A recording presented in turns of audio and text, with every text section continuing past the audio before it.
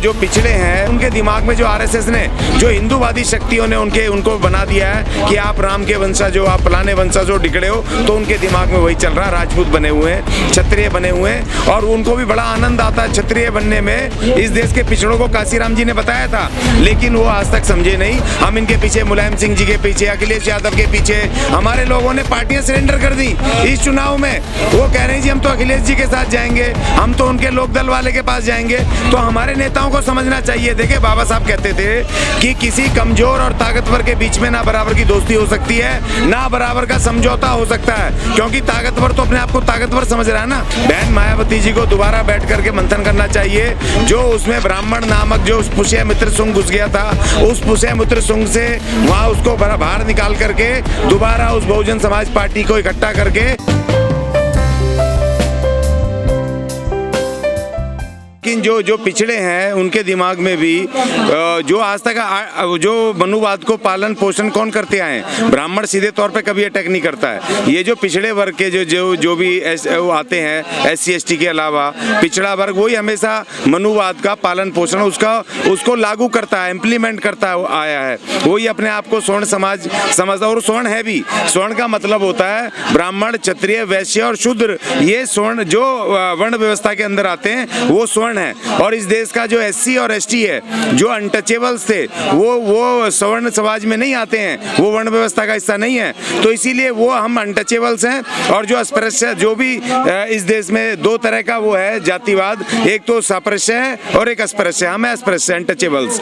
तो हमारे ऊपर वो भी जो पिछड़े हैं, उनमें शूद्र हैं, जो उनके गाय मवेशी चराते हैं, जो उनके जमीन जोतते हैं, खेती करते हैं, जो उनके काम करते हैं, तो वो लोग हैं सापृश्य और वो हमसे अस्पृश्य से वो छुआछूत करते हैं और मनुवाद को लागू करते हैं। तो ये कोई नई बात नहीं है जो उन्होंने ये बात कही है। तो हमारी जो लड़ाई है, जैसे हमारे नेता बार बार चिल्लाते हैं SC ST OBC, मैं उनको 50 बार बोलता हूँ कि भैया पहले SC ST को तो इकट्ठा कर लो, पहले SC ST को इकट्ठा कर लो, क्योंकि OBC अभी भी उन मनुवादियों के हाथ में उनका हथियार है, उनका लागू करने का अग्रिम दस्ता है। तो इसलिए जो प्रोग्रेसिव लोग हैं उनको साथ लेकर के, लेकिन SC ST को पहले एक करो। तो कोई नई बात नहीं करी है। आज तक इस देश में जितने भी एट्रोसिटी हुई है वो तमाम वो पिछड़ी जातियों के लोग हैं, चाहे जाट कम्युनिटी के हों, चाहे गुजर कम्युनिटी के हों, चाहे सैनी हो, चाहे दूसरे हों। उन्हीं लोग आए दिन गांव में देहातों में वही तो जातिवाद करते हैं, दूसरा कौन करता है। बच्चों के माता पिता थाने गए हैं कि हमारे बच्चे जो हैं वो दलित रसोइया का खाना नहीं खाएंगे, उसको हटाया जाए।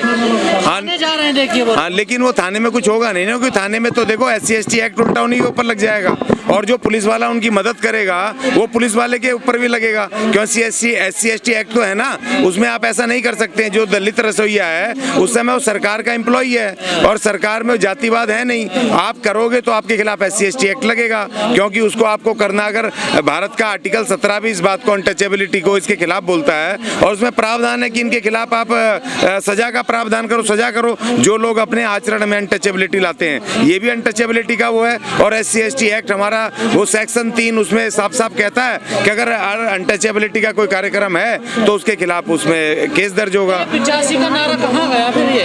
नहीं, देखिए, जो 85 का नारा जो मान्यवर काशीराम जी ने दिया था उसके मायने दूसरे थे। तो और ये जो आज का जो ये जो है SC ST का और ये 85 का नारा, ये दूसरे किस्म का नारा है। तो अभी तो पहली बात तो खत्म हो गया जो उन्होंने किया था। उन्होंने जो वाम सेप बनाया था, जो SC ST और पिछड़े जो वो थे कर्मचारी, माइनॉरिटीज, वर्कमैन, एम्प्लॉइज को उन्होंने इकट्ठा करके तब एक राजनीतिक शक्ति की तरफ बढ़ने का उनका कार्यक्रम था। और उन्होंने बताया था, इनको बताने की कोशिश की थी कि भाई आप ये मनुवाद का हिस्सा नहीं हो, आप इन ब्राह्मणवाद 15% का हिस्सा नहीं हो। इस देश के पिछड़ों को काशीराम जी ने बताया था, लेकिन वो आज तक समझे नहीं। बहुत सारे लोग समझे हैं, इसीलिए नहीं समझने को तैयार, क्योंकि इनको भी तो चाहिए कोई जिनसे ये नफरत करें, जिनसे जातिवाद करें। इनको भी तो गुलाम चाहिए ना, जैसे जिस तरह से ये गुलाम है उनके अपर कास्ट के, उसी तरह इनको भी चाहिए। तो ये तो श्रेणी श्रृंखला है ना। हर आदमी को अपने मात हथ कमजोर आदमी चाहिए, चाहे जो भी हो। और SC ST में नहीं है, जो लोग ताकतवर बन गए वो भी आगे निकल गए, वो भी अपने लोगों को छोड़ के चले गए। लेकिन सवाल ये पिछड़े ही कर रहे हैं दलितों के साथ ऐसा। देखिए, जब जिस पे पड़ता है तभी वो आवाज उठाता है। जैसे गुजरों ने यहाँ राजस्थान में आरक्षण की बात की थी, बहुत सारे मूवमेंट चलाए थे उन्होंने, ठीक है ना। जब इनको लगा कि अब हम कमजोर हो रहे हैं, हमारी जमीनें चली गई। आज देखो पिछड़ों के ऊपर पास क्या है, पिछड़ों में और SC ST में एक फर्क है कि SC ST के पास जमीनें नहीं है इस देश में।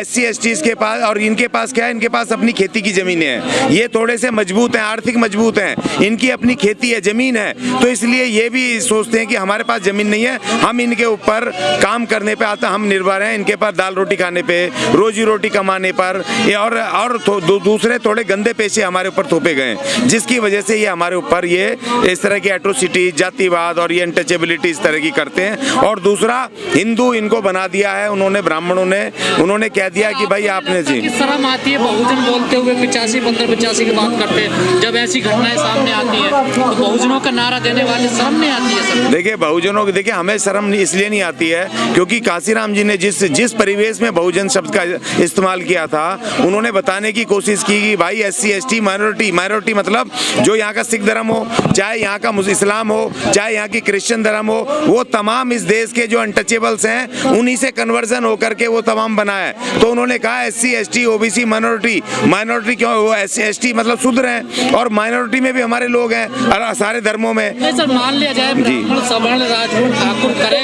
भेदभाव छुआछूत तो माना जाए, पिछड़े भी करने लगे हैं सर अब तो? नहीं, पिछड़े तो पहले से कर रहे हैं। आप कैसे कह रहे हो कि इस बात को आज नया काम हुआ है?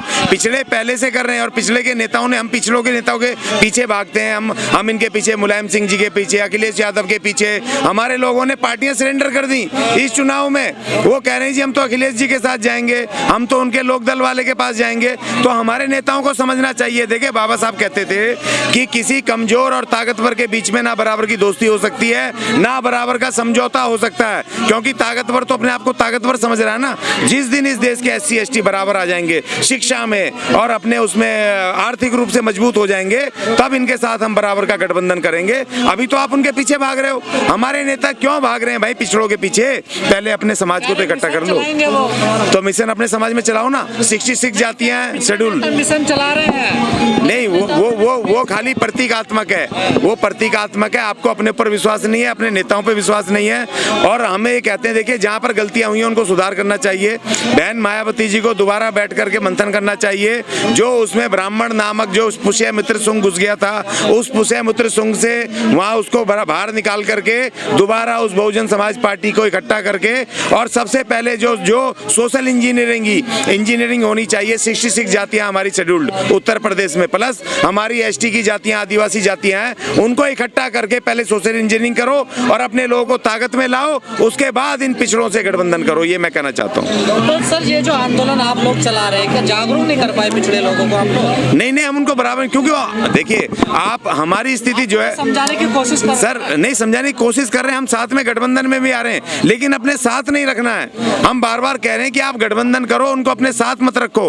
अपने संगठनों में मत रखो, उनके संगठनों में मत जाओ, आप उनको गठबंधन करो ना, बराबर बैठो। जब तक आप बराबरी का आपके दिमाग में आएगा नहीं, उनके दिमाग में नहीं आएगा, जब तक हम बराबरी का अधिकार नहीं मांगेंगे, बराबर बैठेंगे नहीं, तब तक ये अनटचेबिलिटी जाएगी नहीं। और उनके दिमाग में रहेगा भी ये भी अनटचेबल हैं, अछूत हैं, इनसे भी उसी तरह का भेदभाव करो, क्योंकि हमारे पास बड़ी बड़ी गाड़ियां नहीं है, हमारे पास बड़े बड़े घर नहीं है, हमारे पास खेती की जमीन नहीं है, हमारे पास गाय भैंसे पशु धन नहीं है हमारे पास। हम कर रहे हैं कूड़ा कचरे का, हम काम कर रहे हैं, हम दूसरे गंदे पेशे कर रहे हैं। तो उनको लग रहा है कि शायद ये अभी भी हमसे ये अछूत हैं, अनटचेबल्स हैं, और उनके दिमाग में जो RSS ने, जो हिंदूवादी शक्तियों ने उनको बना दिया है कि आप राम के वंशज हो, आप फलाने वंशज हो, डिकड़े हो, तो उनके दिमाग में वही चल रहा है। राजपूत बने हुए हैं, क्षत्रिय बने हुए हैं, और उनको भी बड़ा आनंद आता है क्षत्रिय बनने में, उनको फीलिंग आती है बहुत अच्छी। तो इसीलिए वो फीलिंग जो है SC ST की एकता के लिए भी घातक है। अभी हमें पहले अपने SC ST को इकट्ठा करना चाहिए, ये मेरी राय है। और बहन मायावती जी से हाथ जोड़ के विनती है, पुष्य मित्र सुंग नामक उस मिश्रा जी को तुरंत बाहर निकालें और अपने SC ST की एक टीम बना करके दोबारा से इस बहुजन मूवमेंट को ताकत दें।